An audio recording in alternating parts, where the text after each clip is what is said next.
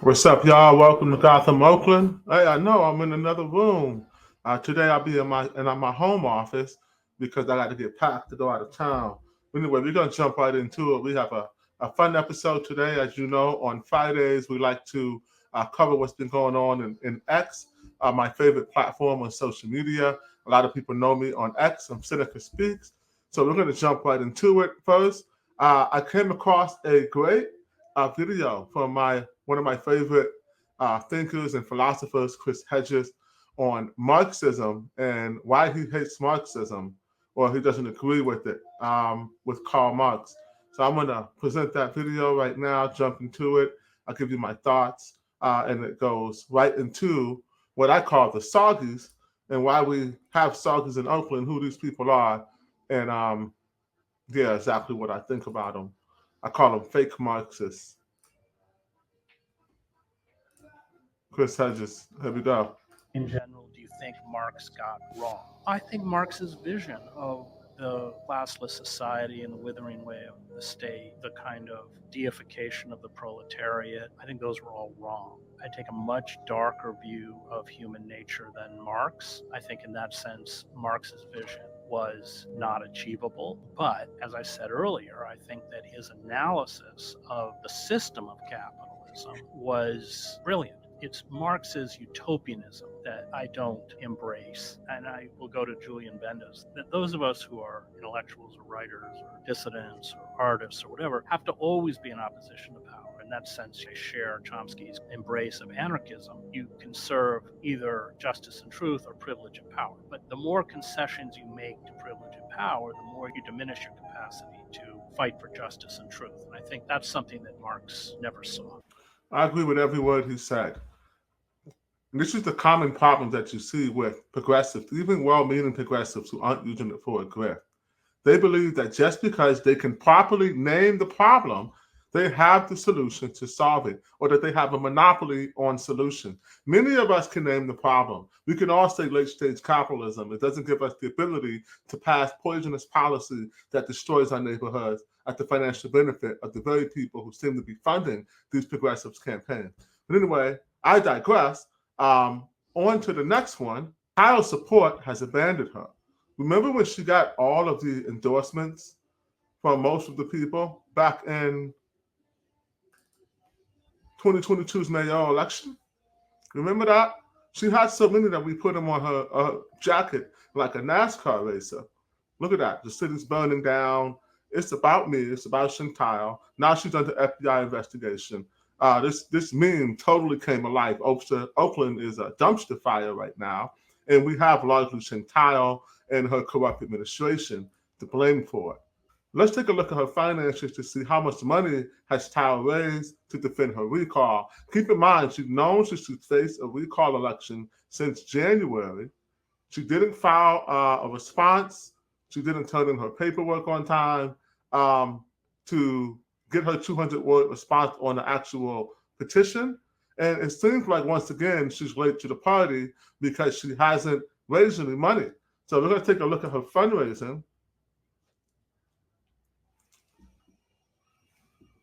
You can see her monetary contributions here are only $1,845. Now, if you recall, Thao had a fundraiser in Piedmont at her campaign manager, Julie Casper's house, and she only raised $1,800, most of it coming after the FBI raided her home. Let's take another look at who's giving this money. First, you have a Hannah Bloom, who's a nurse from Albuquerque, New Mexico. I know Hannah. Hannah worked with the California Nurses Association, I believe, and she's repping National Nurses United out of Albuquerque. You have Keith Uriarte.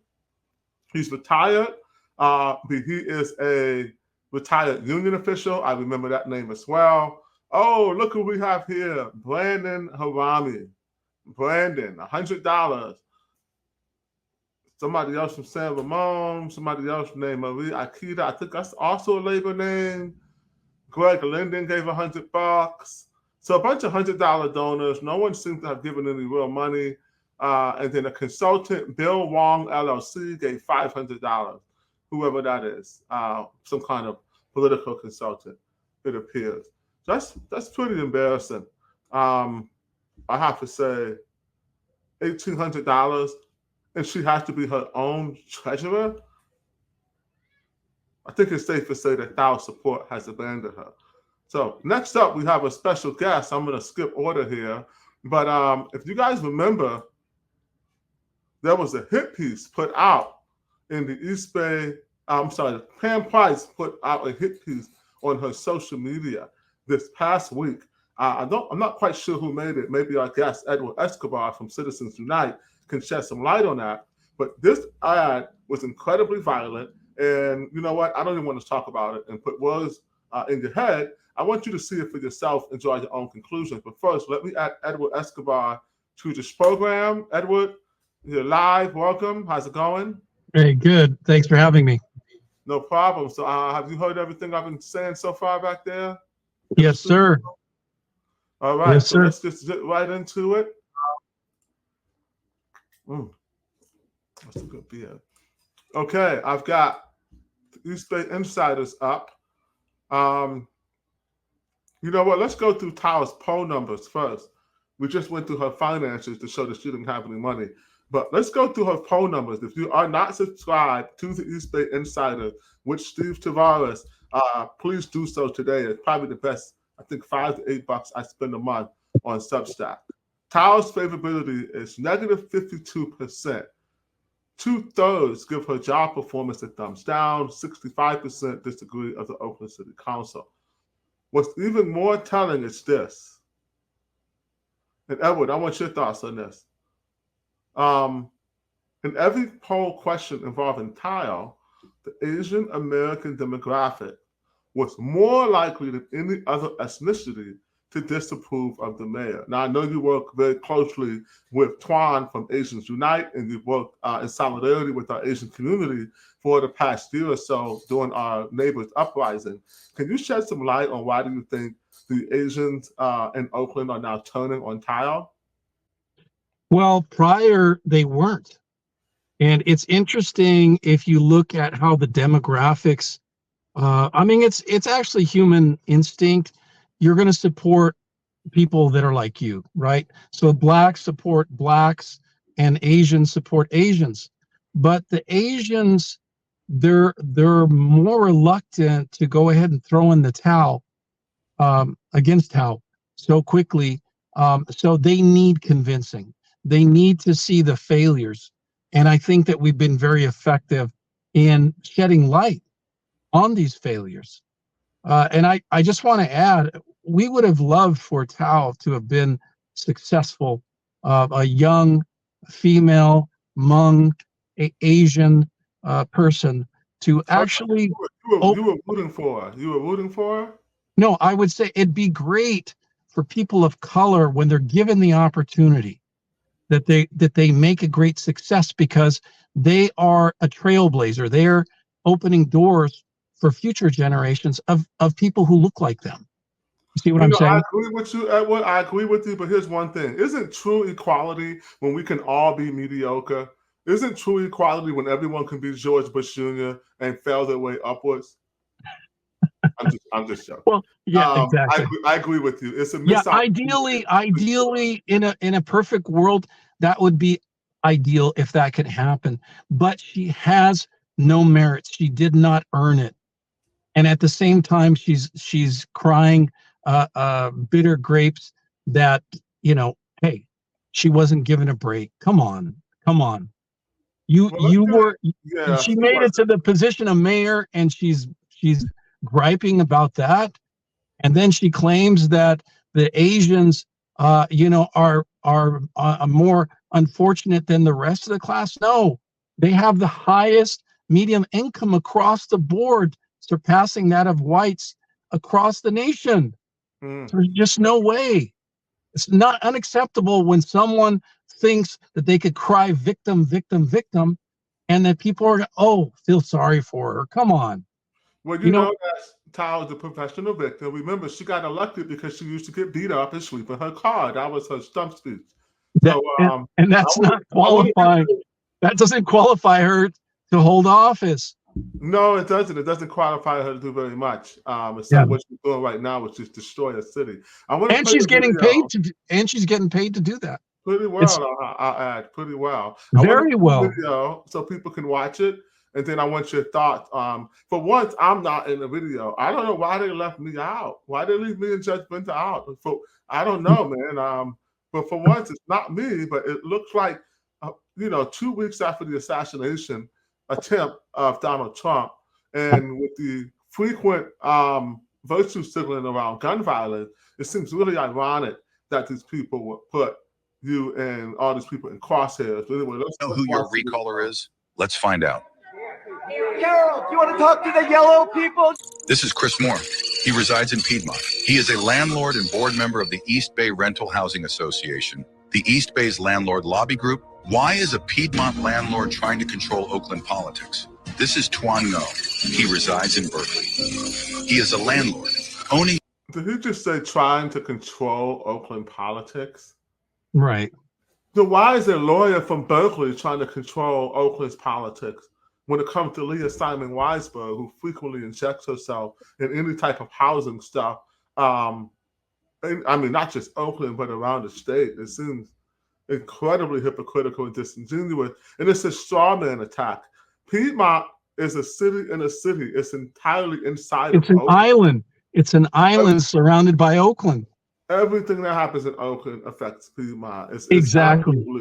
but we know that these people have to lie. And adjoining communities too. Adjoining communities that share a common border with Oakland. Everybody should care. You know who another Piedmont landlord is? Wayne Jordan, Quinn Delaney's husband, who's been aggressively buying a property right after it took upwards of a 50% hit for commercial real estate and upwards of a 30% hit in multifamily units. And he picked this moment, Edward, he picked right now to start spending money. He didn't try to spend money in 2018 and compete when things were going well. He gave a bunch of money to Cap Brooks. They gave Cap Brooks and the Anti-Police Terror Project millions of dollars to destabilize Oakland, and now they're buying things up cheap. It seems like everybody should see it for what it is. And how come these groups are not making any videos about Quinn Delaney and Wayne Jordan, who live in a $7 million house in Piedmont, possibly the most expensive house in the city, and who outspend any other individual donor in Oakland politics for the past few years, I've added, and have their name behind some of the worst and most destructive movements to hit the city of Oakland. And somehow they escape any scrutiny whatsoever. Quinn Delaney, Wayne Jordan. Stay with me, Edward. Yeah, Quinn Delaney and Wayne Jordan. Piedmont mega millionaires, landlords, developers, all of the things that they're trying to call regular working class Oaklanders who are just fighting to have a safe and livable city. Well, let's also add Zuckerberg, who's contributed as well. Zuckerberg, that's right. And George Soros. Nobody likes to talk about George Soros, but that is documented. There's a paper trail that shows the amount of money. Now he's pivoted since then and realized that he's not getting a return on his investment, at least locally. Chesa Boudin was a failure, and Pam Price, another failure. Gascon in LA also is going to be shown the door, hopefully sooner than later, hopefully. Hopefully so. Get them out of here. Get these Soros, DAs, and people. But these folks, they don't realize that these folks are tanking the Democratic Party, hiding under the label of progressive. You know what? I don't want to get in that conversation now, Edward, because we don't have a lot of time. But I want to finish watching the video. Hold on, and then we'll comment on it. At least 3 buildings inhabited by 4 households. Why is a Berkeley landlord trying to control Oakland politics? This is Liza and Travis Kenny. They are members of white power rock group Hammerlock. They have made songs including Hate Is Not a Crime, Snide Little Faggot, Knock Her Out, and I Hate the Poor, which express strongly racist sentiments. They have documented direct ties to active hate groups, such as the Proud Boys and American Guard. Why would a hate rock band Proud Boys affiliate? Why are they showing J6 video footage? January 6 footage. This is the most. These folks, community ready core. Oh, I'm glad we stopped it right there. The Kenny family was not there. They had nothing to do with that. So why are they showing that? That's a good point. We know why. It's a sloppy attempt at propaganda that didn't land well, and only served to get them in bigger trouble. And let me add to it, because hold on one second, is that, see, their approach strategically is to preemptively strike and to accuse and project onto their opponents what they are actually doing themselves. You mean a good old classic DARVO, deny, accuse, reverse victim, offender, right? Exactly. We've already covered DARVO. We know that that's what they do. That's why I call Darwin BondGraham new nickname is DARVO BondGraham, because that's all he does. He aids in the gaslighting. It's a gaslighting technique done by people in power who are abusive. And it is effective for those low information voters that are not paying attention to what's going on, and they may rely on only one source of information. And you'll notice that they dramatize it, actually over dramatize it for effect. So to provoke people, to provoke with drama. But when it's on, when the propaganda is pointed at them, they lose their ever-loving minds. All I did was pull out some sock puppets, and these people was crying like we was, you know, doing what they do and marching on people's homes and destroying downtown businesses. Controlling Oakland politics. This is Cheyenne Kenny. She is the daughter of Liza and Travis Kenny. She was a Republican candidate for CA State Assembly. She is also the president of the Oakland Activism Hub for Turning Point USA. Cheyenne was invited to speak at the NAACP's In and Out closure vigil. Why would a card-carrying right-winger and Trump supporter be?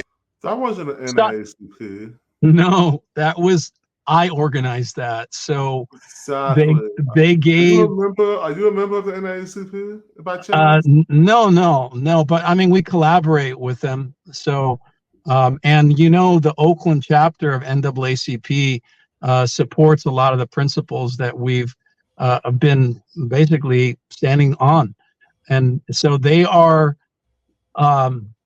I mean, these folks here with the video production are misrepresenting the facts, because any of those actions that you've seen that were organized, that was done by myself, you know, my associate Tuan as well, but I was the lead on those.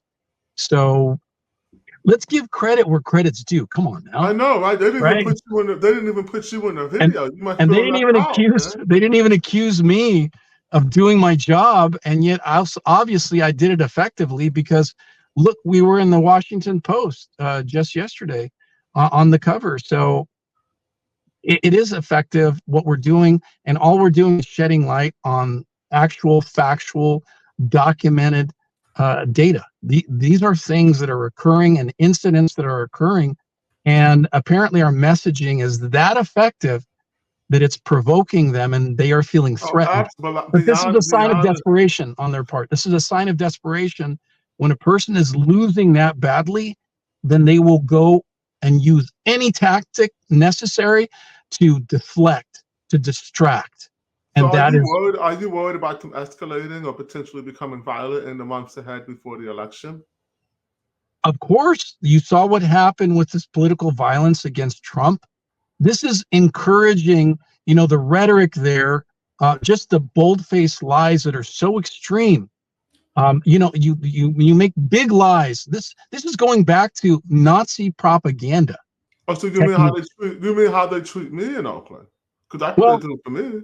And repeating lies as if they're truths, and you make the lie as big as you can, and repeat it. Repetition is a psychological technique. Repetition in threes, and they repeat it over and over again. And you'll see, who did they have there? They had 3 different story within vignettes within that video. So that way it drives the point home. But look, let's just talk straight turkey here. And that is, we know these folks, and this is so far from the truth that it's utterly ridiculous that anyone would even believe this. You've seen how consistent that we have been on messaging, and we just want the truth to be heard. They are threatened because we are speaking truth to power, and that is what is being disruptive. We are disrupting the disruptors, and they have done this. They initiated the disruption of our society. And they are hiding behind all these labels of performative politics, of moral grandstanding, of virtue signaling, calling themselves a progressive, but not delivering progress for our communities. When you have people that are dying, you have businesses that are dying, our communities are dying. Just talk to the people. But Edward, let me jump in real quick. I don't think they are fooled anymore. You saw those poll numbers. You've seen this week, we've had several community events where it looks like Tyler and them are getting ran out the room and are refusing to be held accountable. And neighbors are absolutely, the pitchforks are coming out and people are upset. I want to show another video while I have you here to get your reaction on it with me. This is, it's also on X. The video is, but Henry Lee was doing a story on, actually, no, you know what I want to do first? I want to do two things. I want to do the one from Henry Lee first, and then I want to go through another thing that's kind of funny, and we can laugh at people together, because DARVO BondGraham tried to dox. Darwin just put out the finances from the recall, but then, his little cronies tried to dox people and put the addresses out and stuff like they always do to intimidate people.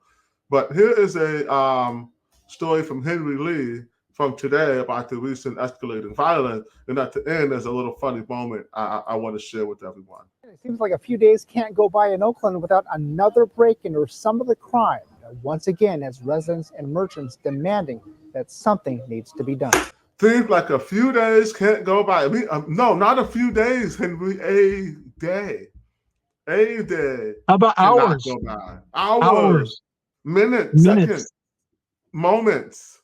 Cannot go by in Oakland. Because this is reported crime. Remember, crime is going down? No. Reporting of crime is going down. Absolutely. That's what's happening. All right, let's jump back into it. It's demoralizing. It's saddened to be the son of Oakland and be a business owner, invest in this city. Ken Houston's upset after his office was among 16 small businesses in a single building in East Oakland that were ransacked over the weekend. We're already struggling. The city is in dire need of public safety, right? We've asked over and over for help, over and over, before even Denny's left, right? Just down the street, near the dilapidated RVs, demolitions begun at the Denny's restaurant that closed in January over crime concerns. Whoa, is that Denny's? Hold on. Street over crime concerns. At Denny's restaurant. Is that Denny's? What is that? In the parking lot, bro? Yeah, it's already being torn down. Oh my God, I gotta go down there. That's crazy. Denny's restaurant that closed in January over crime concerns. On this forlorn street, it seems like only the chickens are intent on staying. Houston's office building is an incubator for small businesses, including a barber shop. Surveillance video shows these guys breaking into one of the offices at about 2 in the morning on Saturday. Total loss and damage is at least $120,000, with high-end cameras, speakers, laptops, and cash among the items taken. How can a small business recover from that when we're already hurting, right? We were shut down. Tyler don't care. They don't care. That much money. I don't care. Back up, and this happens. I would hope that we could get those response times down. Author Jennifer Palka came face-to-face with a burglar in her home recently. He was arrested days later by Oakland police after he returned to the neighborhood. On the other hand, he came back. It was frustrating that they weren't able to respond to me for about 48 hours. I totally understand their frustration. Councilmember Dan Cobb says it's not always possible for police to respond immediately. I understand. I defunded the police. Sometimes there's so many things going on at the same time that it's hard for them to get to a certain place right away. But there are other times where they could. We caught up with Oakland Mayor Sheng Thao at an event outside City Hall promoting summer activities, but she declined to answer my questions afterward as she headed to another meeting. Now, with restaurants closing and businesses being broken into left and right, some in Oakland are wondering who's next. She was running from the newsroom. Henry Lee, KTVU, Fox 2 News. A lot of people frustrated in Oakland. Henry, thank you. It seems like a few days can't go by in Oakland. You'll see her new press handler is running interference. Did you notice that between Henry Lee? I know. You saw that. And Sheng Thao, yeah. Which he's doing its job. That's what a press person will do. When they know that their client is terrible. Bro. You know what? No, when they know that their client is terrible like her. I don't want to hear it. No, Casey Pratt is a fuckhead. Casey, I know you're listening to this because you guys listen to everything I'm saying. You should have never taken that job, Casey. I agree. You should have never. Why are you covering for someone who's done so much damage to the city? You can't claim that you love Oakland when you're helping people destroy the city. And the moment the mayor's gone, and if anybody assumes power and takes control and the hashtag takeover, Edward, we're taking it over. They can cry about it all they want, but we're going to organize. We're going to take it over. You know what Napoleon said, one of my favorite quotes, and then I'll show the next part. He said, I did not steal the French crown. I simply found it lying in the gutter and picked it up with my sword. But it was the people who placed it upon my head.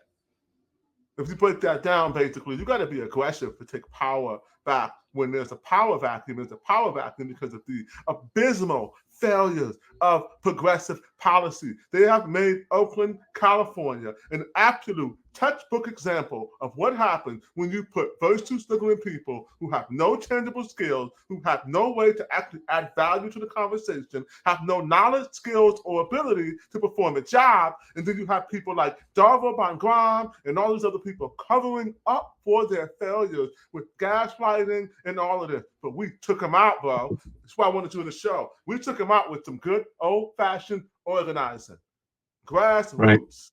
Grassroots. That's what we do. So we're gonna talk about about some money because it ain't no politics. You need money. You can't win in politics unless you have two of the following three, and maybe all three: money, name recognition, endorsement.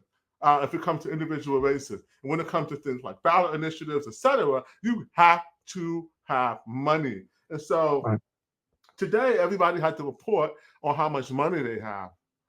And so the first thing that they did as soon as they could, what did DARVO BondGraham, and then coordinated with Trashy and all these other people, Dox and Phillip. They tried to act like they had this big, aha, we gotcha. We know who gave money to the recall. We don't give a fuck. We reporting this shit. We could have hid that money with dark money if we wanted to. There are easy ways to hide the money. We didn't even attempt to hide the money, which is interesting because remember all the hubbub that from Public Ethics Commission that we didn't hide shit. As you can see, we reported every single person who donated to this campaign. But I want to share my screen real quick. Sorry, I've been going in. Had to get that ran off. You feel me? But look, I'm gonna share my screen right now. DARVO BondGraham. This is almost a ratio. One Piedmont hedge fund executive has bankrolled the effort to recall Mayor Sheng Thao. Philip Dreyfus contributed 80% of the money used to qualify for the recall in the November ballot. He's also a major funder for the Pan Price recall. Before I get into it, have you seen this tweet thread yet, Edward? I know you're not on Twitter that much. Have you seen it yet? Not the tweet, but I just saw the article, the Oakland side. Yes. Okay, we're gonna play a game. We're gonna play a game. What do you think the comments are like? What do you think the comments are like here? If you had to guess what the comments were saying, are they saying Piedmont or what's going? Are they negative? Are they positive? Do they support Darwin? Do they support Philip? What do you think the comments are like? Based on the track record for anything that Sheng Thao does, or if the topic is about her, it's 95% plus negative against Sheng Thao. Well, you have your ears to the street, my man. Of course, the first one's mine. Thanks, Phil, because it's mine because I didn't quote first, but you know how it crops up on X. Mm. So he funded a mayor's recall. What a persistent deployment of capital. If only Oakland managed to budget this efficiently and effectively. That's amazing. Chris Moore don't count. He's one of us. Darwin is a transplant paid by a nonprofit. Nothing he says is organic. He is simply writing what is being told to write. As a point of irony, I've quoted his research in the past on certain subjects because he's been good. He's capable. He's just working for the opposition. By opposition, I mean people against the people of Oakland. Wow. Okay. Oh, Darwin blocked him. Darwin blocked him for that. Good. The mayor's underwater 52%. If this is true, sounds like Phil is a hero. He should run for mayor. There's one person, oh, they finally had someone say something. Constantly recalling Oakland's mayor keeps us from accomplishing much of anything in Oakland. It's a political tactic like frivolous lawsuit. So I said constantly, name another Oakland recall we voted on ever. Of course, you're correct. I meant to say constant lobbying to recall Oakland's mayor, whatever. We actually did it. She's on the ballot. Wow, when all this is finished, said and done, they're going to rename Telegraph Avenue after him. The hero the East Bay needs. He's a legend. Someone give this man the key to the city. What does it matter? Are you trying to imply that thousands of Oaklanders are only signing petitions because of fear? If so, that's highly insulting and quite telling of how you think about the voter base in Oakland. Oh, hold on. Did he have to respond to him? I'm sorry, I hit my table. Oh, Darwin had to respond to him, huh? Hi, Vivek. Our routine repeatedly reports on the money that helps shape politics. He's a fucking liar. I've never seen a single article about Quinn Delaney and Wayne Jordan. And I mean, Soros. How about Soros? One? No, they had one in December 2023 about them giving a couple $1 million to redistribute. And that's pretty much about it. They never call them a landlord. They never give you their employment. They never tell you where they live. They never dox them. They never put their address out there. You know what? Hold on. Let me stop sharing. You know what I'm going to do? We can all play that game. Hold on. We can all play that game.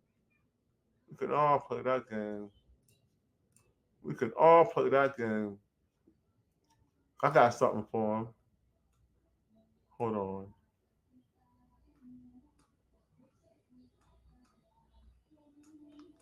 I'm trying to find it. Ah, man, where's it at? Hold on. My bad. I'm trying to find this. One thing that we're not when we're talking about individuals, but how about special interests? You know, how about the nonprofit grifters that are out there that circle the wagons? That's what I was trying to show. Man, I can't find it. I had to keep it out, but it's fine. The special interests, where you have the disorganized, corporatized labor leaders. Let's talk about this as the leadership that have a national agenda, and they are such a huge disconnect with the local agenda, which actually affects the rank and file. The local issues they are detached from. And they're not caring about the safety. I mean, the workers have to show up to work the next day, and they're afraid to show up to work because of this extreme crime wave that's out of control. And yet they're following the deny, which is a legal tactic. Yeah, well, how many jobs did we lose with Wise Sun today? Wise Sun Deli closed. There you go. Yeah, another day, another business being closed in Oakland due to the failures to keep our streets safe, clean, and livable. Edward, what did Thao say for every two businesses that close? She says 50 businesses open. That's what she said. I mean, at this point, they're just lying and hoping. I mean, the desperation is obvious. I think it's a foregone conclusion that Thao is going to be recalled in November. We're going to make sure that we work and we don't take anything for granted. But I wanted to get a few thoughts from you as an organizer. We both share perspective as people who have experience organizing in the labor movement, and we've taken these skills and we brought them to the people to help them understand that it's not an accident that organized public sector labor and these nonprofits who actually have very talented and professionally trained organizers have been able to take over Oakland's politics while we were asleep at the wheel. So you being one of the leaders of this resistance movement that's been taking back the narrative in Oakland and giving voice back to the people, not the professional activist class, but the actual working class neighbors of Oakland. What thoughts do you want to leave people with? Take 2 minutes max. Leave people with some thoughts about what they need to be doing this election season to help out to make sure that we can replace this bad leadership and get people elected who deserve these jobs. Well, first and foremost, you have to do your homework. Don't trust one source. Even don't trust or take our word for it 100%. Verify, trust but verify, okay? And check other sources and you will see. But do your own. Reagan? Are you quoting Reagan? Domini provi. Trust but verify. Do your homework. And then you'll see for yourself, because self-discovery, it's an epiphany. How are they going to do moment. their homework? I'm sorry, I told you to take 2 minutes and I'm interrupting you, and I'm terribly rude, but I'm just going to roll with it because I already did it. How are they going to do their homework when there's the Oakland side lying and spreading propaganda? Yeah, well, there's that is a propaganda rag, and that is, look, you have to know what's going on all sides, right? Because I look at what they write, as you do, and I look at many different sources. You have to apply critical thinking skills, and you have to be an independent-minded thinker. Do not fall into this partisan divide, because you will get played. And you see the results of the communities, of the businesses, of the individuals that are suffering for not paying attention, not doing their own homework, and being a critical thinker, which is what we need now. We need people to be independently minded and not to be manipulated and played by this partisan politics, which progressive, the root word is progress. Now, are you seeing progress around you? If you don't see it, you cannot deny the truth. It is what it is. And that's what you need to move forward with. And you need to reach out and have these discussions with those that are around you. And now is the time to take action, because we are at a very pivotal moment, a crucial juncture in history, that the nation is paying attention to what we are doing here in Oakland and Alameda County, the entire East Bay. So we call upon all of you to circle the wagons, rally the support, because if not, there is no tomorrow for us to speak of if we don't do something today. Absolutely. Thank you, Edward. Oakland is absolutely the tip of the spear. The East Bay and the whole Bay Area, for that matter, is the tip of the spear in American politics. But Oakland's special because I don't think there's quite any movement like ours in America, but there's going to be a lot more of it soon because, as you know, courage is contagious. And the more of us who stand up to fight back against tyranny, the more of us there will be at our side, to the left and right, in the next battles to be fought. Thank you for coming on tonight. I appreciate it. Have a good night, Edward. Thank Stay you. strong. Peace. All right. Peace.